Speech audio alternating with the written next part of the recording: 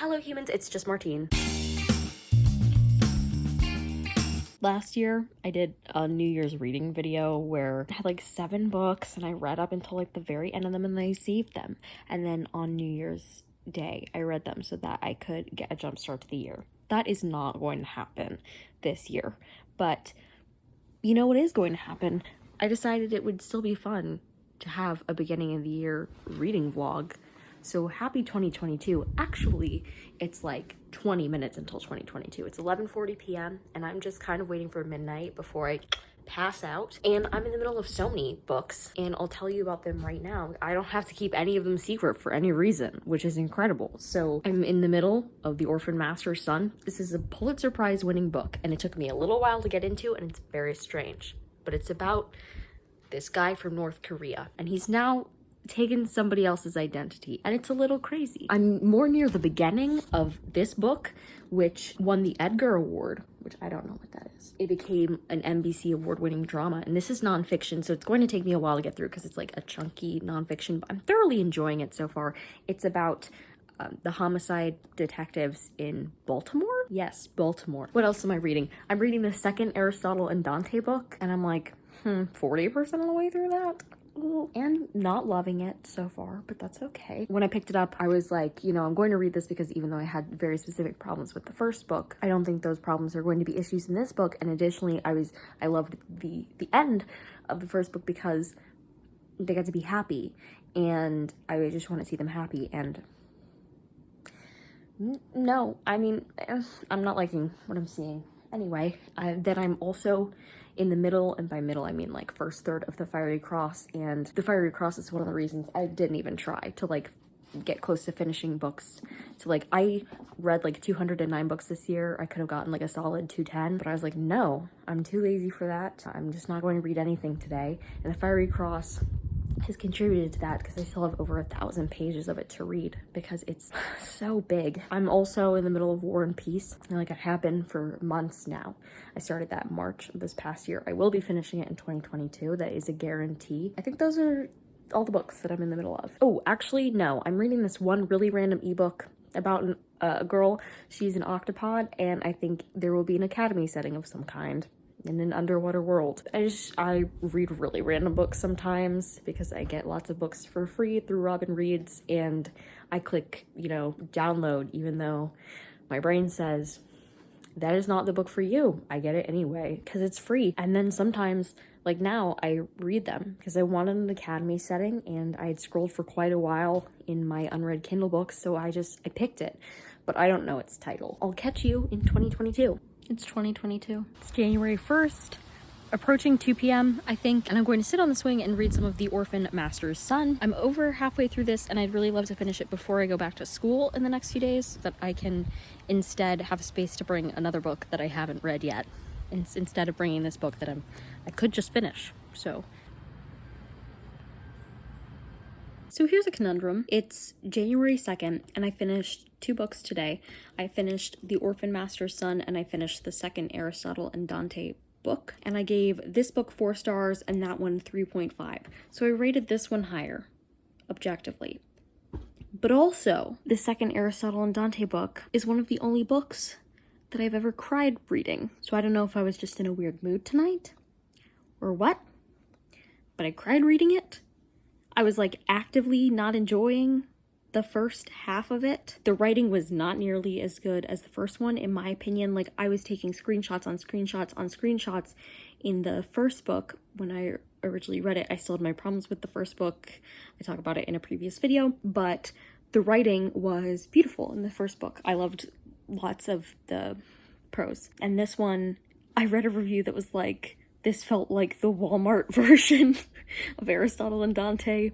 And like, I see what they're getting at. At the same time, it made me cry. So like, I don't know how to feel. That one, there'd be too many spoilers to say anything about. It's a continuation of a book, whatever. This one, on the other hand, I think the only book I've ever purchased for myself at Five Below, because one of the only things I know about books is where I bought them, how I acquired them, as it were. It's about this guy from North Korea who basically grows up as an orphan. Then he is a spy, like, with listening to radio signals for North Korea. Before that point, he kidnaps some people.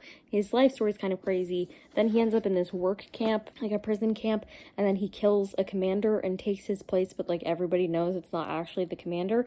And the story continues from there. The story is told primarily from 3 different perspectives.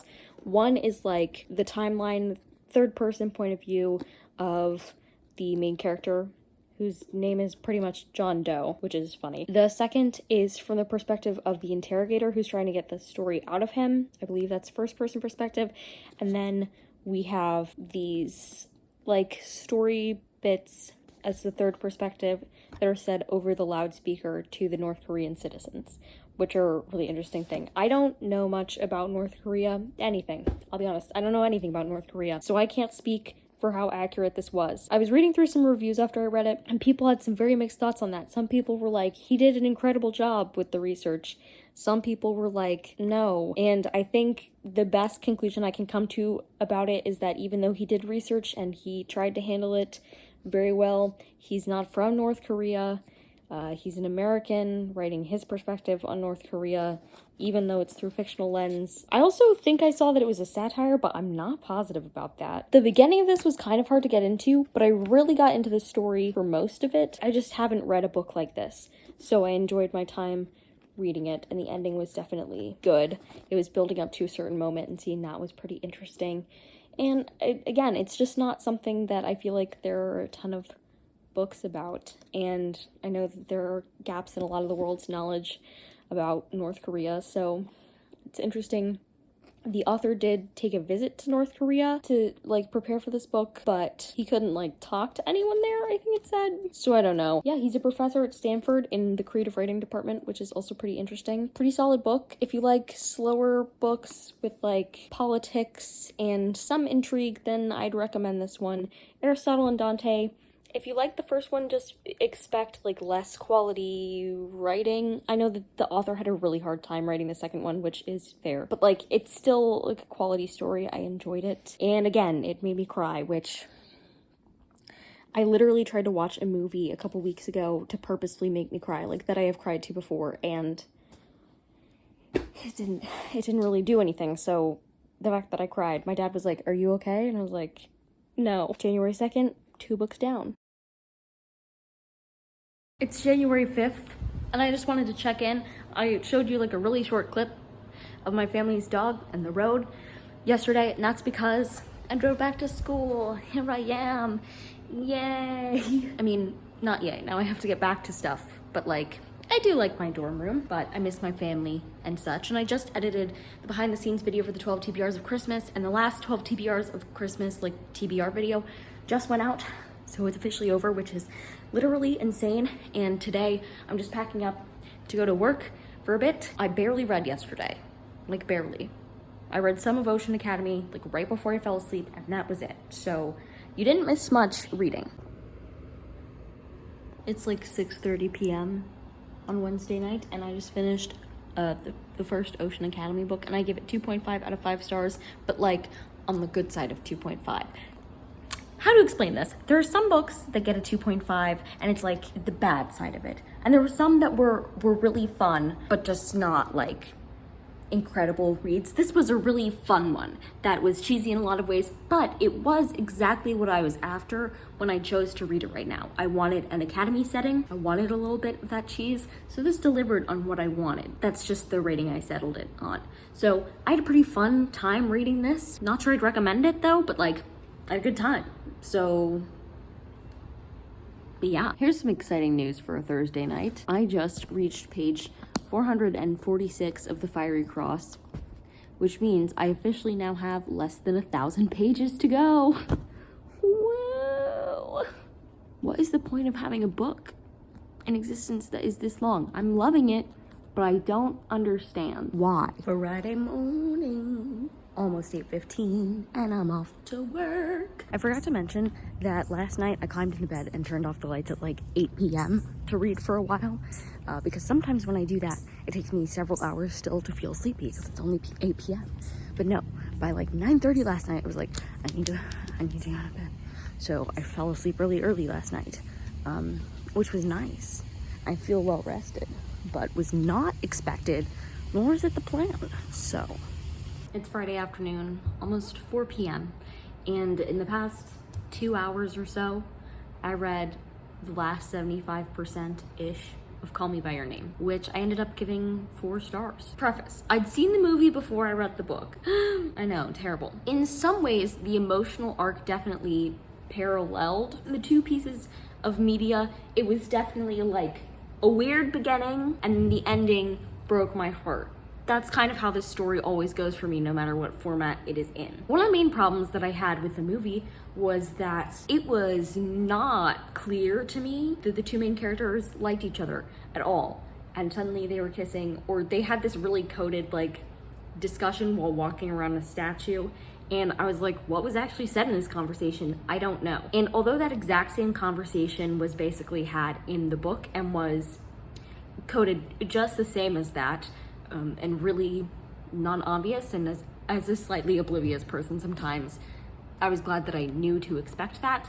At least the book had more insight into other things. Because, for instance, the way that these 2 main characters flirt, like, you don't look at it, I didn't look at it in the movie and go, oh, they're flirting. So in the book, for him to say, like, we were flirting, I was like, that's helpful, thank you. Also, in the movie, there were scenes where Elio, who's played by Timothée Chalamet, would be wearing his headphones and looking at his notebook and doing something, and it was never truly expressed what he was doing, and you didn't hear any of his thoughts, so you just sat there in silence. You couldn't hear the music that was in his headphones or anything. You sat there in silence watching him sit there writing something down, and you didn't know what. Those scenes were so confusing to me. I was like, this is a waste of time. In the book, it was very clear that, looking back on the movie, that was supposed to be an interpretation of him when he sits down to do his transcriptions of music, and I hadn't gotten that in the slightest from the movie. So there's that. There are some definitely weird and graphic scenes in this that I didn't love. It's really hard to express my thoughts about this book, can you tell? So there were some scenes that I didn't like, but the book made up for it in other ways. The way that I wrote about it in my review on Goodreads is that this book perfectly captures the yearning that both occurs before a relationship and after a relationship.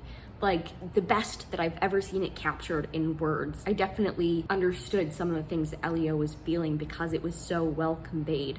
And that made the end really heartbreaking. I didn't cry as I cried during the second Aristotle and Dante book, but that wasn't because of the relationship at all anyway. But my heart did hurt a lot in a way that it hasn't hurt from a book in a while. Like, even when I cried the other day at the Aristotle and Dante book, it didn't hurt my heart. This, like, hurt. This hurt. The way I referred to it in my review was heartbreak in slow motion, and just, oh, it was painful. It was painful in the best kind of way for art to be. I don't think this book is going to be for everyone, I won't lie to you, but I think it's interesting for a number of reasons. I appreciate the representation that's in there. I think it's interesting to note that a lot of people focus on the gay relationship in this book and in the movie and stuff, but it's actually portrayed, and the author has said that Elio, the main character, whose like perspective you're reading from, is bi. That's awesome. I loved that aspect of it, and how in some ways that made it address the difficulty of bisexuality in the part of oneself that follows in more in line with heteronormativity and the part of the self that doesn't, and how those 2 parts conflict and view each other because of society and the different feelings that arise in a person because of that. I loved all of those discussions, and I loved how much it hurt my heart, and I just felt like I was sitting in the sun. Like, the scenes where the author described the days at Elio's parents' house, like, it just, you felt the atmosphere of it. A summer day that you yearn for, that you miss, that you used to have, that type of thing. I've been talking about this for way too long, oh my goodness. I don't know, I just really liked it. Also, in some ways, I feel like it almost had the arc of the first Aristotle and Dante book. Not really, but like kind of, like the idea of it was the same. Again, it kind of flowed in parallel with that, except also not really. I'm just comparing the 2 books because I read the second Aristotle and Dante book like days no, a day before I started reading this. Like I finished that book and this was my next ebook that I read, so I was thinking of them very much in tandem. But both of them are like very nuanced and or subtle sometimes about how they discuss the main character's attraction to their love interest. Some things are very obvious and clearly stated in Call Me By Your Name, but a lot of the times, especially when you're thinking about how the movie translated or adapted it, you can feel that something's happening, but you don't know what. You have no idea what's happening. So anyway, really glad I gave this book a read. I've been meaning to read it for a while. That's all I can say. And because it's about to be Friday evening, and I started this vlog last Friday night right before it became Saturday and New Year's, I'm going to end this vlog here. If you liked it, go ahead and give it a big thumbs up and comment down below how was the beginning of your new year, and subscribe for more reading, writing, and college lifestyle content. And until next time, bye humans, bye!